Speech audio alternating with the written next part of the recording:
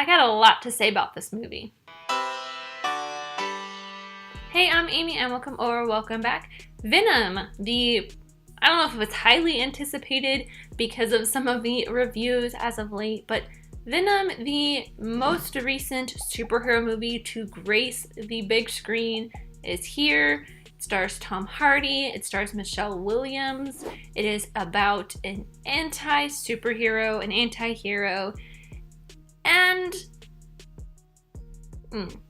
okay, so like I prefaced pretty much every single superhero comic book movie, I don't know a lot about the comic book history and backstory of any of these characters because I don't read the comic books.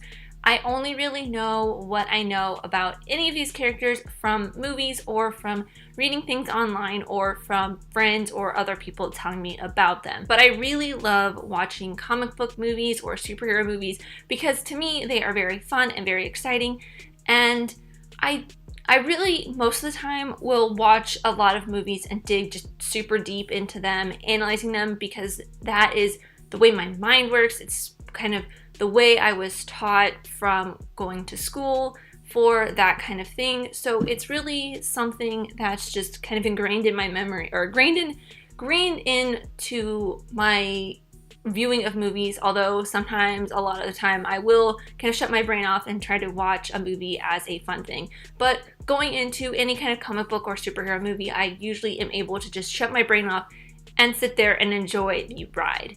But with Venom, we got a lot to talk about. Going into this, like I said, did not know much, but I was very intrigued by the idea of Venom, the idea of this alien creature living within a person, and the two of them coexisting and fighting crime or whatever they do was very intriguing to me. It was very interesting, kind of a cool idea, but I had heard a lot of the early reviews and I wasn't too hopeful on what this was going to be. So I went into this with zero expectations, actually not very low. I just went in with zero expectations. I just went in kind of to have fun. I ended up seeing this in Real D, which if you've watched a lot of my other Real D reviews, I have gone to a couple Stardust events that were sponsored by Real D, and I really enjoyed the movies. Even if the movies weren't that great, I still had a lot of fun at them because the Real D looks so good. But for Venom, the Real D, in a lot of the action sequences with the car chase and the fight scenes with the symbiotes that you see in the trailer, and actually pretty much any other fight scene within the movie, just became very confusing and distracting and disorienting throughout the entire thing with the Real D. It kind of gave me a headache a little bit. But I think the other thing was, and this probably carries over into some other things I'm going to talk about for this movie, is the fact that I had been running on maybe 10 hours of sleep total for the past 3 days when I went to go see this movie. So I wasn't the sharpest person. I wasn't very sharp. I wasn't like the sharpest pencil in the box or whatever that saying is. So it might have been the fact that I was a little bit tired going to see this, but I needed some time to kind of relax, be with myself and just enjoy a movie for the fun of it. But it still was just really hard for me to take it all in. The Real D just made it even more confusing. So normally I would recommend seeing something in Real D, but this one I recommend don't. You can probably go see it regularly, but I'll talk a little bit more about my recommendation for this later on. So before I get into some of the more controversial, I don't know if it's necessarily controversial. I feel like a lot of people had these thoughts because I talked to some coworkers today who had seen it as well, and they thought a little bit of the similar things. I want to talk a little bit about some of the cast. Tom Hardy, who plays Eddie Brock, almost forgot his name for a second because this movie is all over the place, who plays Eddie Brock, and he also voices Venom. Tom Hardy is really great. I love him in a lot of movies. He doesn't get to speak a lot. A lot of the times his voice or his acting is just grunts and grumbles and kind of just like scowling at the camera. So in this movie, it was nice to see him have as many lines in the first 30 or so minutes of this movie, or his first 30 minutes or so of screen time, than he has in probably his last 3 movies. I know that is a little bit of an exaggeration, but you gotta be honest, it's kind of true. Michelle Williams was kind of just okay to me. She was badass at some points, especially in this last symbiote fight throughout the movie, but at the same time, she wasn't her Michelle Williams-y. She wasn't the best I have seen her perform. So she was just kind of an okay character. Riz Ahmed, it was good for me to see him as kind of a bad guy, because I haven't really seen him as a bad guy. I have only really seen him in Star Wars, and I think there was like one other thing I've seen him in. I can't remember off the top of my head, but what I have seen him in, he's not usually a bad guy, but in this, he was a bad guy. He was really kind of creepy, and it was really cool to see that, but maybe not his best role. I know he was in The Night Before, which I still need to watch, or The Night Of. It's not The Night Before, it's The Night Of, I think. I don't know, please correct me if I'm wrong. I know he's done some other really great acting, so this just did not feel right to me, or well, it just didn't feel as great of a performance from him as it could have been. But I still like him anyways as an actor overall. And then Jenny Slate was another big name in this, and I feel like she's been doing a lot more dramatic roles, which is great because I love her as a comedian. She's great in a lot of comedy movies and comedy shows that I've seen her in, but I am excited to see her do a little bit more dramatic roles, branching out. She's not like the best dramatic actress. She does a great job, but it's still something she needs to kind of warm up to, because she did a very, I wouldn't say similar role, she did another dramatic role in Hotel Artemis earlier this year, I believe. I've seen so many movies this year, I can't remember when I've seen some of these movies, but she did a pretty decent job. It's just, I prefer her comedy stuff. I'm just kind of happy to see her branching out. And there is one other thing that I talked about in a trailer reaction that I did for this, is the voice that Tom Hardy does for Venom. There is a scene in the trailer that just, it sounds so much like the character Hexus from Ferngully that is voiced by Tim Curry. Eyes, lungs, pancreas, so many snacks, so little time. What a miraculous device. I'm really getting the hang of this. I do believe we are destined to be soulmates. And I think because of that, and then later on in the movie, well, before that even, you see the way Venom moves, or any of these symbiotes move kind of when they're not in their human hosts. It very much feels like the way Hexus moves in Ferngully, if you have seen it. If not, you probably should watch it, because it's a really great cartoon from the early 90s. It's got Tim Curry, it's got Robin Williams. Oh, there's so many other people in that are really great who do voices, but Tim Curry and Robin Williams are really the selling points for me now. As I'm older, when I was younger, it really was just Robin Williams, but that was also one of my first Robin Williams movies. Anyways, I digress.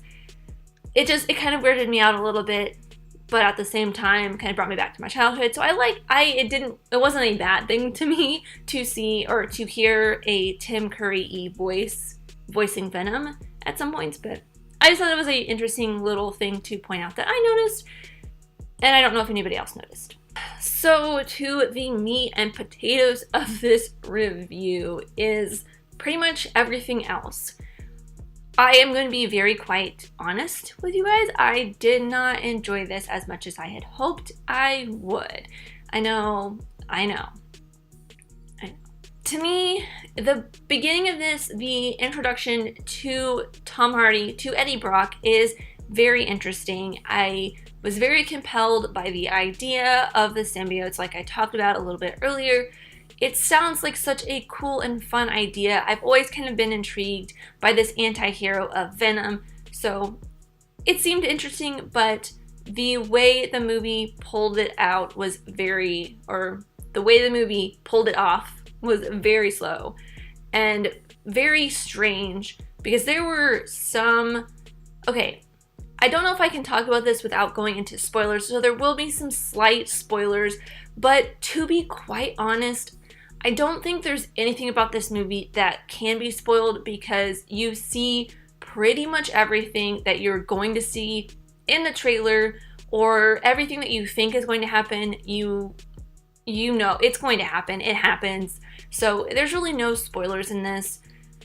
So if you get spoiled, I'm sorry, but honestly, to me, it's not really worth getting mad because there's not really any surprises in this. So what really kind of annoyed me about this is the way the symbiotes work. They make this whole build-up and explanation of the fact that these symbiotes can't survive without a compatible human host, or a compatible host in general, biologically speaking, because a lot of the times when they first started out, they were putting the symbiotes into different animals and they weren't connecting very well, and the animals would just die and the symbiote would go on to the next animal. And finally it connected with this one specific animal and everything was good.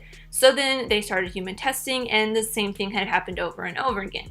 But at the beginning there is this plane crash and it kind of starts this whole thing in motion and a symbiote gets let loose. This symbiote jumps from host to host to host without a care in the world on who its host is. And that makes zero sense to me. And the same thing happens a little bit with Venom. There is at first a couple initial hosts that it does destroy, it does kill, but then it jumps to Tom Hardy's character. When Venom leaves Tom Hardy's character, he jumps into another person to get back to Tom Hardy's character, and it's perfectly fine. This is how annoyed this part of the movie makes me. So how they connect, I don't get it. It just doesn't make any sense to me. How the two, how is it such a big deal that the symbiotes don't connect with certain people, but then it just randomly happens to connect with every single other person it comes in contact with? I don't know. Please, if this is such a big deal that I am bothered by this, explain to me why it works, because it makes zero sense to me.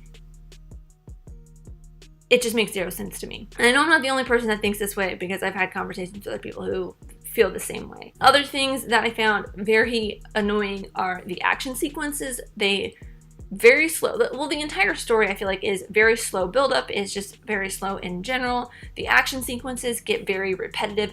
There is literally one sequence or one shot where they show the exact same thing happening from 3 different angles. And I was just like, why do you need to show this car going and hitting 2 other cars 3 times in a row? It made zero sense to me. It just bothered me a lot. And there was this one scene, it's probably one of my favorite scenes in the movie, just the way it kind of builds up and what happens in it. But at the same time, it is also one of the most annoying scenes to me, along with the way the symbiotes go between people. But initially there is just this clashing between Venom and Eddie Brock's character. They are kind of internally fighting, and Venom is just draining the life out of Eddie. But there is a moment where they're in the office trying to give Eddie's old boss all this information about Riz Ahmed's character, and then they get downstairs and there's this whole FBI squad, and all of a sudden they're best friends and they're working together. Did they make up in the elevator and that's just a deleted scene we're going to see when this comes out on Blu-ray? I don't know. Again, it's another thing that bothers me and confuses me, and this whole movie just, I feel like kind of letting my score go down even more, which it's already pretty low. But yeah, and the whole movie kind of gets a little slow for me, especially during the action scenes, which is weird, but I think that's just because they go on forever and ever and ever. But once you kind of get the initial, Tom Hardy meeting Venom, the movie gets even more slow. It just trudges along. And maybe, again, that is because I was tired, but halfway to 3/4 of the way through, I checked my watch and I was like, this movie's not over yet. I was about to fall asleep in my chair. I don't know. I don't know if I can talk any more about how mad I am at this movie. So I think I may just go. Please let me know. I know these are just Probably not the most unpopular of opinions, but I would still love to know your opinions in the comments down below. Did you enjoy Venom? Did you dislike Venom? Let me know. I want to know all of your thoughts, and if there is anything that has annoyed me in this, and you know the reason why they did it or something, please let me know, because I would love to not be as annoyed as I am. So there is all of that. My rewatch score for this, it was well, yeah, I'm still gonna keep it the same thing. My rewatch score for this is a TV. I wouldn't avoid this movie because if it's on TV, I may, like, literally it'll probably be on like TNT or USA or something sometime. I don't know, they're not so many channels probably, but it'll probably be on TV someday and I'll just throw it on in the background because I need something else to watch, and Men in Black isn't playing at the moment. So that's probably when I'll watch it next. It's a TV movie and it's nothing super special, but that is everything I have for Venom. Thank you guys so much for watching. I really truly do appreciate every single one of you. Let me know who you are in the comments down below, and let's be friends. If you enjoyed this, leave a like and subscribe if you're new, because I love talking all things movies, TV shows, filmmaking, film history, all that fun stuff, and I'll see you next time. Bye!